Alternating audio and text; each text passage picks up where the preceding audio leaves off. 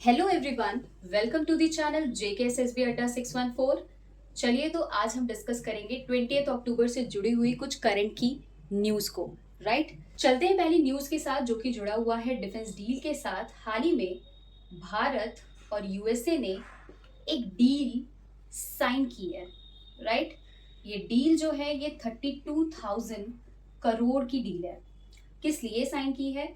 तो India USA से 31 predator drones ले रहा है, परचेज कर रहा है। इस वजह से ये डील साइन की गई है। इन 31 ड्रोन्स में से 15 ड्रोन्स भारत नेवी को देगा और जो रेस्ट ऑफ द ड्रोन्स हैं वो हमारी आर्मी और एयरफोर्स को दिए जाएंगे। राइट, ये ड्रोन ऑब्वियसली बहुत ज़्यादा खास होंगे, तभी इन्हें वहां से परचेज किया जा रहा है। मैन्युफैक्चर किसने किया तो इसकी बात की जाए तो जनरल एटॉमिक्स एक कंपनी है यूएसए की जिसने इसे मैन्युफैक्चर किया हुआ है। राइट, खास बात यह है कि ये काफी ज्यादा हाई ऑल्टीट्यूड वाला है ड्रोन। हाई ऑल्टीट्यूड, काफी ऊंचाई तक ये उड़ सकता है। इसी के साथ साथ एमआरओ फैसिलिटी भी डेवलप कर रहा है यूएस भारत में। एमआरओ क्या है? एमआरओ का मतलब ये है मेंटेनेंस साथ में रिपेयर एंड ओवरहॉल।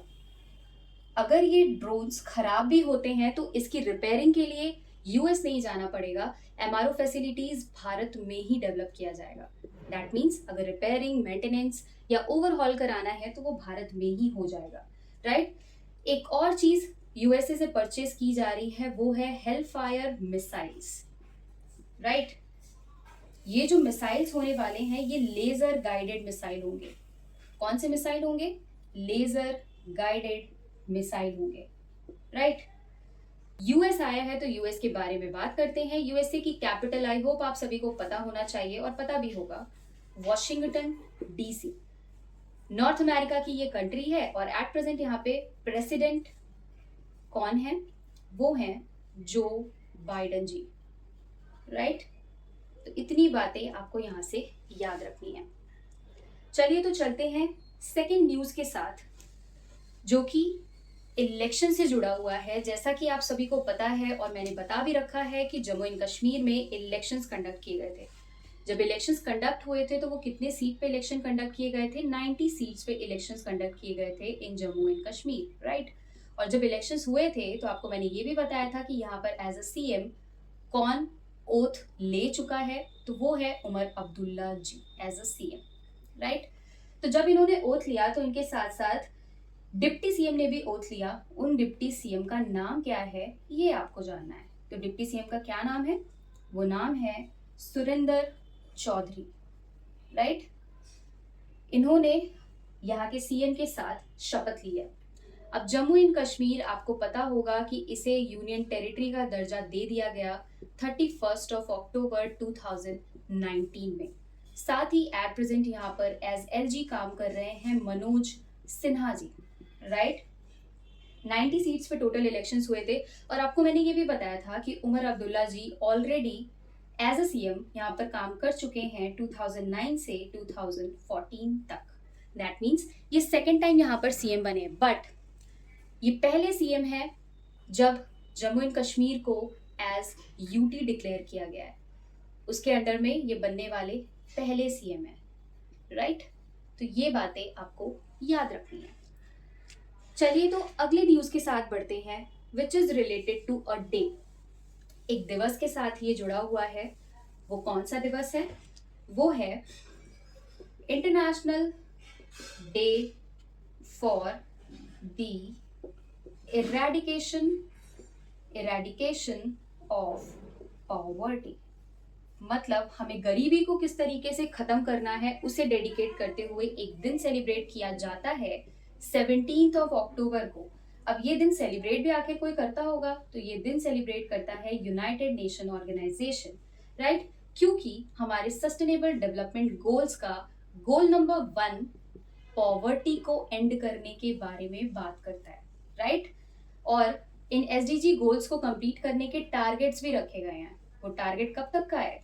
2030 तक का टारगेट रखा गया है। जैसा कि अभी मैंने आपको बताया था कुछ दिनों पहले कि ग्लोबल हंगर इंडेक्स में भारत की जो रैंकिंग है वो बहुत अच्छी तो नहीं है, सीरियस कैटेगरी में इसको रखा गया है 105th नंबर पे। तो अगर पॉवर्टी को इरेडिकेट करना है तो हमें हंगर के लिए भी काम करना पड़ेगा। ठीक है, थीम जान लेते हैं। थीम बहुत बड़ी है तो एग्जामिनेशन में पूछना तो नहीं बनता है, बट आपको जानना जरूरी है।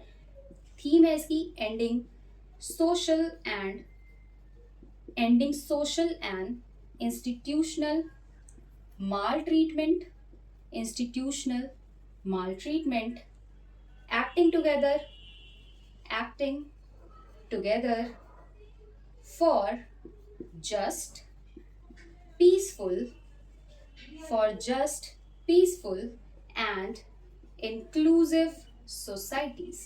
तो थीम बहुत ज़्यादा बड़ी है, यूजुअली इतनी बड़ी थीम एग्जाम में पूछी नहीं जाती, पर आप जान लो, याद रख लो, मान लो कहीं पूछ लिया तो। आगे बढ़ते हैं, जो कि न्यूज़ जुड़ी हुई है स्पोर्ट्स के साथ, राइट। स्पोर्ट्स के साथ जुड़ी हुई एक न्यूज़ है, उसको जान लेते हैं। ये न्यूज़ है क्या? ऑर्गेनाइज किया जाने वाला है hockey India league, right. Hockey India league 2024 कब से कब तक ये ऑर्गेनाइज किया जाएगा? तो ये दिसंबर 2024 से लेकर के 1 फेब तक 2025 में ऑर्गेनाइज किया जाने वाला है। मेंस वाला जो टूर्नामेंट होगा वो कहाँ पर होस्ट किया जाएगा? रौरकेला में। रौरकेला कहाँ पर है? उड़ीसा में, यहाँ पर होस्ट किया जाएगा। और टोटल मेंस के साइड से 8 टीम पार्टिसिपेट कर रही हैं, राइट। विमेंस की अगर बात की जाए तो विमेंस वाला जो मैच होगा वो होस्ट किया जाएगा रांची में। Ranchi which is capital of Jharkhand, आप सभी को पता होगा, यहाँ पर इसे होस्ट किया जाएगा। और विमेंस के साइड से टोटल 4 टीमें पार्टिसिपेट कर रही हैं। तो अभी इसका चल रहा है ऑक्शन यानी कि डिफरेंट प्लेयर्स को खरीदा जा रहा है। तो मेल की कैटेगरी से अगर देखा जाए तो सबसे ज्यादा प्राइस में किसे परचेज किया गया तो वो है हरमनप्रीत सिंह जी, राइट। इन्हें कितने में परचेज किया गया? 78 लाख में बाय सूरमा हॉकी क्लब, इन्होंने इन्हें परचेज किया है, राइट। फीमेल की कैटेगरी से अगर देखा जाए तो किसे सबसे ज्यादा प्राइस में परचेज किया गया तो उनका नाम है उदित दुहान। इन्हें 32 लाख में परचेज किया गया है बाय श्राची रार बंगाल टाइगर, राइट। तो आपको इन दोनों लोगों का नाम याद रखना है। हो सकता है ये किस स्पोर्ट से जुड़े हैं वो पूछ लिया जाए। दोनों ही पर्सन हॉकी से जुड़े हुए हैं, राइट। चलते हैं एक अगली न्यूज के साथ जो कि सुप्रीम कोर्ट से जुड़ी हुई है, वो भी जान लेते हैं आखिर क्या कहती है ये न्यूज। सो नेक्स्ट न्यूज ये है, सुप्रीम कोर्ट ऑफ इंडिया ने अभी हाल ही में एक स्टैचू को अनवील किया है। एक्चुअली ये स्टैचू पहले भी था बट इसे रीडिजाइन करके अनवील किया गया है। उस स्टैचू को हम जानते हैं लेडी ऑफ जस्टिस के नाम से, राइट। ये जो स्टैचू अनवील किया गया है ये पुरानी स्टैचू से काफी ज्यादा डिफरेंट है। ओल्ड स्टैचू में क्या हुआ करता था? ओल्ड स्टैचू में इस लेडी के हाथ में स्वॉर्ड थी, राइट। उस स्वॉर्ड को अब रिप्लेस कर दिया गया है कॉन्स्टिट्यूशनल बुक से। और ये जो ओल्ड स्टैचू में लेडी थी ये ब्लाइंड फोल्डेड हुआ करती थी, ब्लाइंड फोल्डेड। लेकिन अब जो नए स्टैचू हैं उन्हें क्या कर दिया गया है? Without blind folded. That means इनकी आंखें अब ओपन है, जो कि ये प्रेडिक्ट करता है कि सभी को इक्वली कानून के सामने देखा जा सकता है, राइट। ऑल्सो जो हाथ में बैलेंस था उसे नहीं रिप्लेस किया गया, बैलेंस जैसे था वैसे ही है।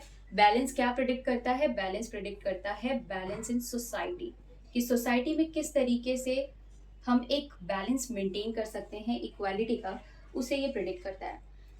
आखिर ये स्टैचू अनवील क्यों किया गया?